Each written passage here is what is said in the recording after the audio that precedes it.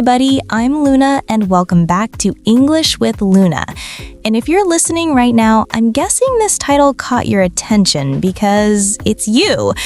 You understand English, you listen to songs, podcasts, maybe even watch movies without subtitles.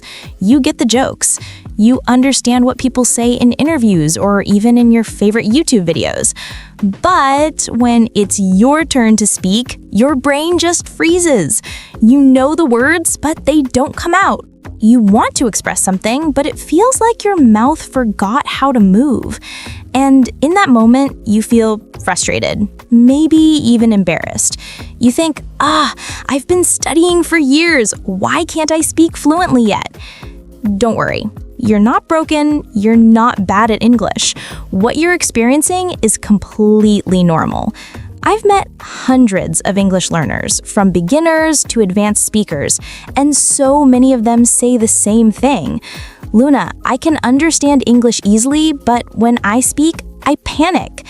So today we're going to talk about why that happens, and then I'll guide you through exactly how to fix it. We'll go step by step. No complicated grammar, no fancy theory, just real, simple actions that can transform the way you speak.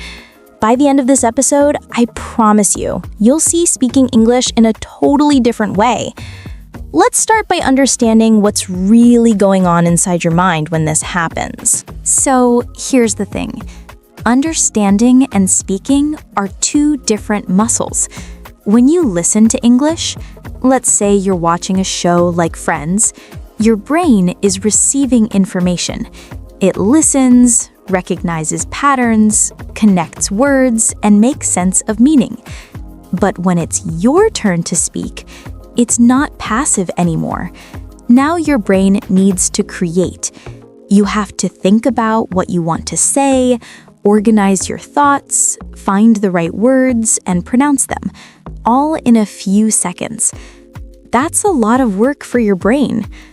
It's like the difference between watching someone cook every day versus actually cooking yourself. You might know the ingredients, the steps, and even how the dish should look.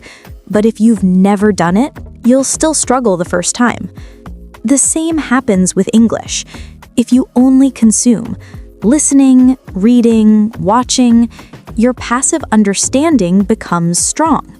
But if you rarely produce, speaking, creating sentences, making mistakes, your active ability stays weak. Another reason is fear. Fear of sounding silly, of making mistakes, or of not being understood.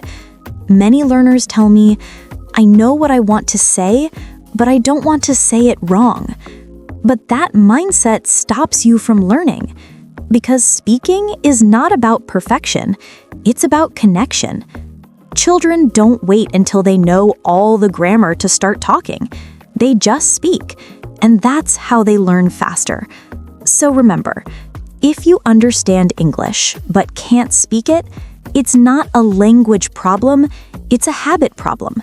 You've trained your listening muscle, but not your speaking one. All right, let's fix that. The first step is simple, but powerful. Speak every single day, even if you're alone. Yes, talk to yourself. It may sound weird, but it's one of the most effective ways to improve fluency. Here's how you can do it naturally. When you wake up, describe what you're doing in English. I'm brushing my teeth. I'm getting ready for work. I'm making coffee. When you go out, talk about what you see. The weather is nice today. There's a lot of traffic. I'm so tired. I need another coffee. You can even imagine conversations. Pretend you're explaining something to a friend. This simple daily practice helps your brain get used to producing English, not just understanding it. Think of it like going to the gym.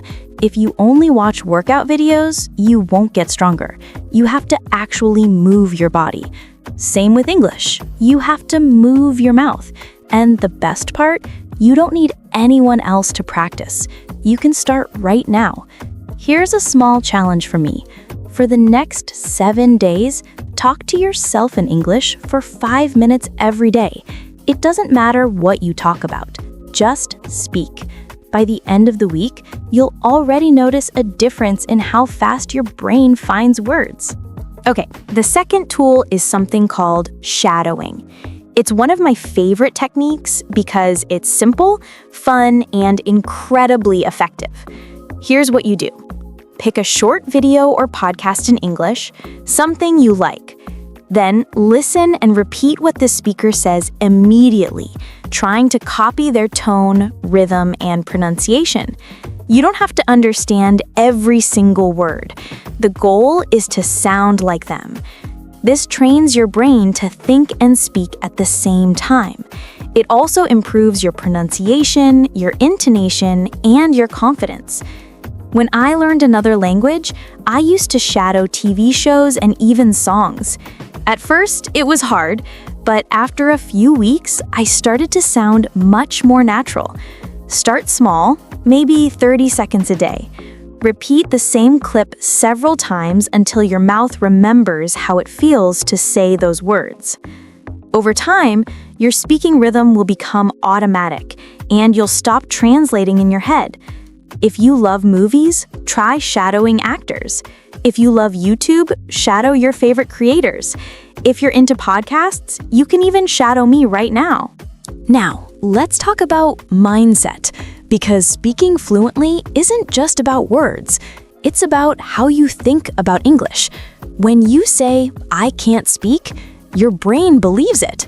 So let's change that story.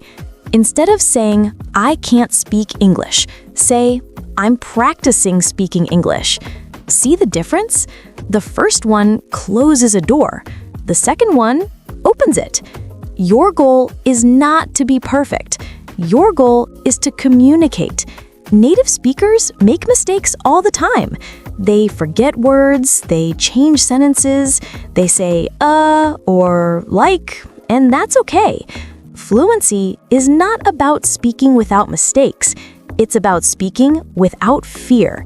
So from now on, every time you feel nervous, remind yourself, I'm learning. I don't need to be perfect. And here's something powerful. You already know enough English to speak. You just need to trust what you know. If you can understand this podcast, you're ready. You don't need another year of studying before you start talking. You need practice, not permission. Start using English now, even if it's messy, because messy English is real English.